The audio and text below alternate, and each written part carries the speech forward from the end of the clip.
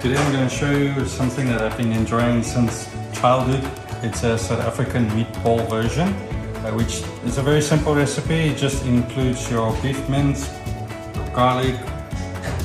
Here we've got some chopped garlic, black pepper, salt and onions.